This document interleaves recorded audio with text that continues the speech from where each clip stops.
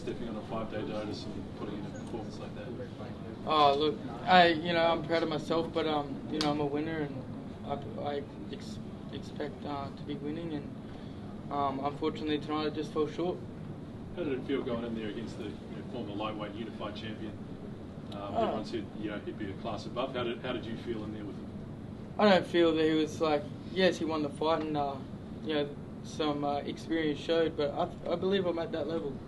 I think with a full camp behind me and an opponent we can work on, I believe we're up there and we can work with these fellas. Luke, how do you establish a game plan on 5 days' notice? Mate, I watched George since he turned pro. As I said, in the lead up, we were fans. We were coming down to watch him. I've been hitting George up to bring down Jake for sparring for years. Wanted to get him around it. I knew he had the experience from training with Pacquiao, and I wanted him to see what the intensity was like at that top level. So, mate, we'd watched him plenty of times, and we knew he was going to be fast. We knew he was going to be good on counters. We knew he'd be trying to steal rounds at the end, and we did try to adjust with that. And I thought he closed the show really good, Jake. I thought he came home really strong. He started showing a bit more patience there in those middle rounds and started timing him a bit better. But a bit more time to work on the plan would have been good. But there's no excuse, we thought we gave it a good shake.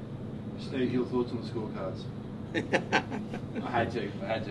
Yeah, I had to. I'm a Queenslander. Mate, I thought two of them got it dead wrong. They both need to go back to school and learn. The third bloke was pretty well right on the night. I thought 115, 113 either way. Mate, yeah. I thought we won the last 6, and I thought we might have got the second round, third round. There's some close ones, As Luke was saying, George was playing the game and trying to steal the rounds at the end. He's obviously been watching Sugar Ray Leonard's old tapes, that's stealing their rounds at their last bit. We're down here in Mexico. Yeah. We're Queenslanders, we're Australians, we're down here, we expect it. I think, it's how to score a fight too, George landed a few cleaner shots, but I think Jake did a lot more damage, so it's how you score a fight, so we'll have to go back and watch it before make a proper opinion, How was George's power at 140? Look, he can punch, but I've definitely been hit harder, that's for sure. I wasn't too phased about his power, and but in saying that, I need to keep my hands up more. That right hand needs to stay on my chin, and I think there's a lot to work on there. But look, these two fellas here beside me, Luke and Steve, these two combined, I don't think there's much more experience in Australian boxing, if not world boxing, than these two I've got in my corner. So I'm very comfortable in getting to the top with these fellas, and I can't thank them enough for all they do and the work they put in. There's plenty said between rounds. What was some of the conversation out there tonight? Looked like you were chatting to each other a lot. Yeah, I think there was a bit of urgency to get that right hand up. Only because he was just scoring with it. It wasn't hurting me, but... between you and George. Oh, George, okay, yeah. That was during the rounds too. That was that's just camaraderie, right? Of course. We're fighters, and he was bleeding.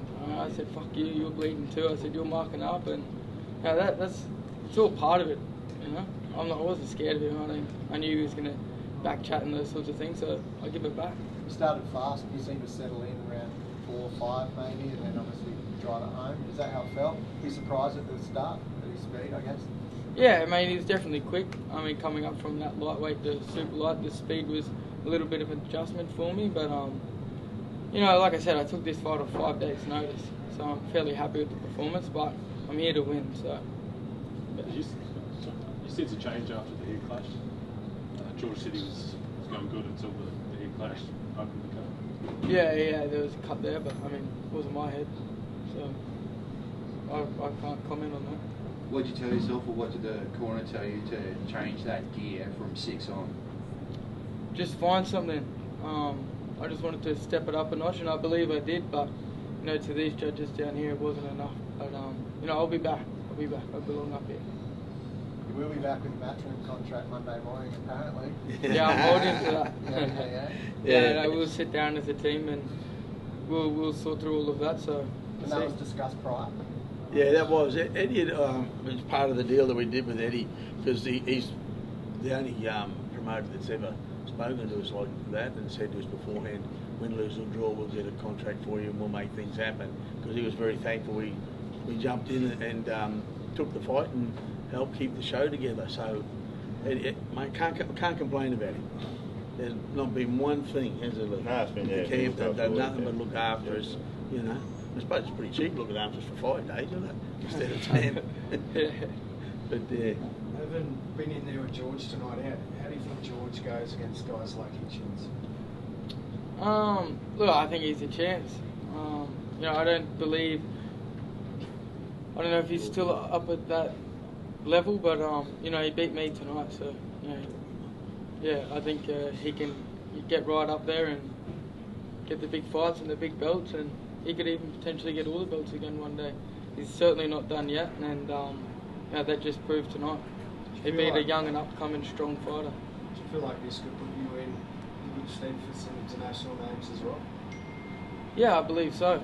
I believe that just showed tonight as to where we're at, and you know, I look forward to talking to Eddie and other promoters around the place and getting these big fights happening.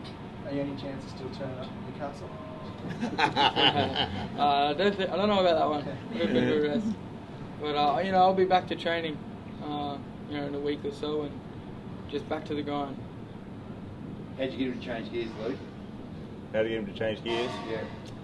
Mate, just mate, we knew that it was going to take a few rounds for Jake to adjust that speed, so I didn't want him to go there and shoot his bolt in the first round or two. So I just wanted him to work along, get used to that speed, get used to that timing, and start to find his own rhythm. And I think he did that. Mate, we saw that George had a pretty good game plan there, waiting on the back foot, waiting for Jake to go, and he was countering with the hook.